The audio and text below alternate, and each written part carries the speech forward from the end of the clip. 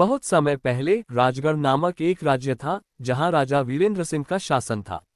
राजा अपने साहस और न्यायप्रियता के लिए प्रसिद्ध थे, लेकिन उनके महल में एक रहस्य छिपा हुआ था। कहा जाता था कि महल के पश्चिमी कक्ष में एक गुप्त सुरंग थी, जो खजाने तक जाती थी। लेकिन जो भी उस कक्ष में जाता, वो कभी वापस नहीं आता। एक दिन पड़ोसी राज्य का राजा शत्रुघ्न राजगढ़ पर हमला करने की योजना बना रहा था। उसने सुना था कि वीरेंद्र सिंह के महल में एक अद्भुत खजाना छिपा है, जिससे वह युद्ध जीत सकता है। उसने अपने जासूस भेजे, लेकिन कोई भी गुप्त सुरंग का रहस्य नहीं सुलझा पाया। इसी दौरान महल में राजा के सबसे भरोसेमंद मंत्री दीवान प्रताप कुछ अजीब घटनाओं को नोटिस कर रहे थे। रात के समय महल के पश्चिमी कक्ष से अजीब सी आवाजें आती थीं और वहां जलने वाला दीपक सुबह बुझा हुआ पाया जाता था।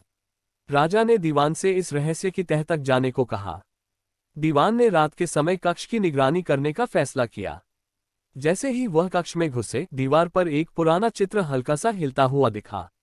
उन्होंने हिम्मत जुटाकर चित्र को हटाया तो उसके पीछे एक गुप्त द्वार मिला। द्वार के भीतर एक संकरी सुरंग थी, जिससे ठंडी हवा बाहर आ रही थी। दीवान ने सुरंग में प्रवेश किया। सुरंग के भीतर दीवान ने दीवारों पर अजीब निशान और कुछ खून के धब्बे देखे। कुछ देर चलने के बाद उन्हें एक विशाल कक्ष मिला, जहां ढेर सारा सोना और रत्न रखे थे।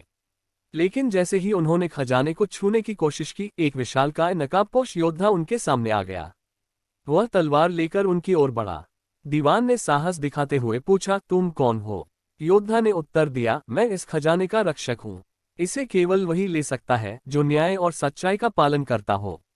दीवान ने राजा वीरेंद्र सिंह की नीयत और राज्य के लिए उनकी सेवा के बारे में बताया। योद्धा ने उनकी निष्ठा परखने के लिए 3 कठिन सवाल पूछे। दीवान ने अपने ज्ञान और बुद्धिमत्ता से सभी सवालों का सही उत्तर दिया। योद्धा ने उन्हें खजाना लेने की अनुमति दी और चेतावनी दी कि यह केवल राज्य की भलाई के लिए इस्तेमाल होना चाहिए।